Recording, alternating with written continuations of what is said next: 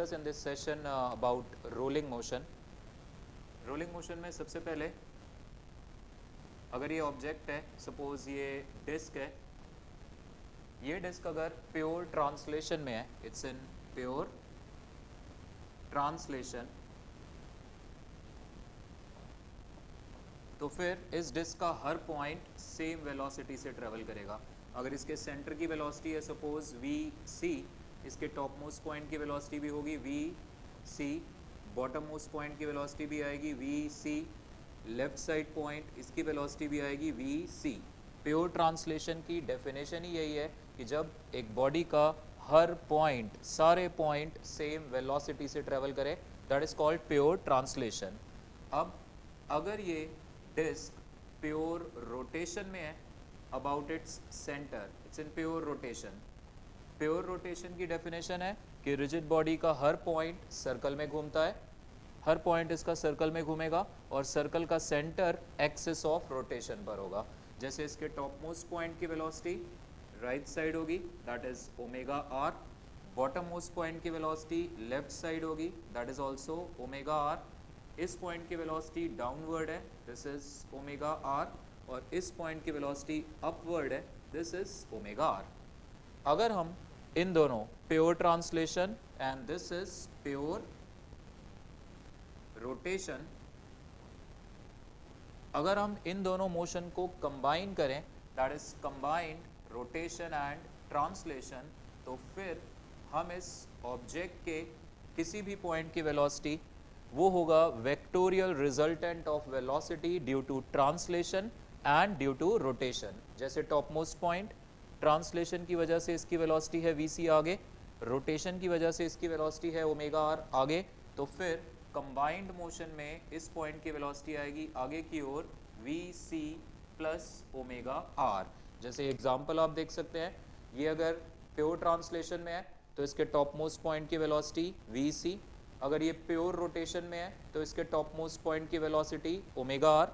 अगर ये combined motion है तो टॉप मोस्ट पॉइंट की वेलोसिटी होगी vc plus omega l by 2, इस केस में ये लेंथ l बाई 2.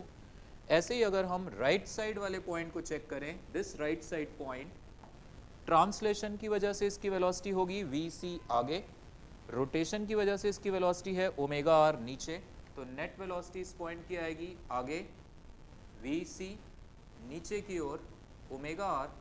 तो इस पॉइंट की नेट वेलोसिटी आएगी इन दोनों का vectorial resultant, that is this side, under root vc square plus omega r का स्क्वायर.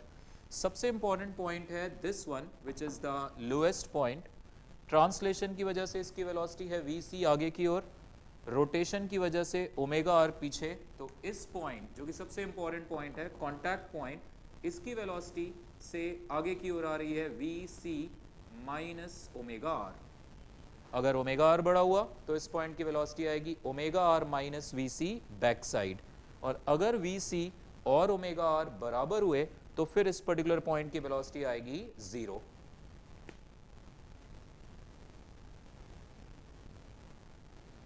अब अगर सपोज दैट ये एक सरफेस है, इस सरफेस पर ये ऑब्जेक्ट मूव कर रहा है, ट्रांसलेशन की वजह से इसके सेंटर की वेलोसिटी vc, रोटेशन की वजह से इसकी वेलोसिटी ओमेगा, तो कांटेक्ट पॉइंट की वेलोसिटी जैसा हमने पहले भी देखा, it is in this direction और it may be left side also. लेकिन अगर vc और ओमेगा आर बराबर है तो फिर इस पर्टिकुलर पॉइंट की वेलोसिटी आएगी 0. This point is have 0 velocity. That is the condition of pure rolling, कि ये जो रोलिंग ऑब्जेक्ट है इसके कांटेक्ट पॉइंट की वेलोसिटी सरफेस की वेलोसिटी के बराबर होनी चाहिए और इसका एक्सेलरेशन भी इस पर्टिकुलर डायरेक्शन में सरफेस के एक्सेलरेशन के बराबर, क्योंकि सरफेस यहाँ पे हम ग्राउंड ले रहे हैं तो इसलिए इस पॉइंट की वेलोसिटी भी इस डॉटेड लाइन के अलोंग 0 होनी चाहिए और इसका एक्सेलरेशन भी डॉटेड लाइन के अलोंग 0 आना चाहिए. सो vc should be equal to omega r. इसको डिफरेंशिएट करेंगे, ac is equal to alpha r. This is the condition of pure rolling for an object on horizontal या on fixed surface. भले वो horizontal surface हो या फिर incline plane हो। ऐसे ही अगर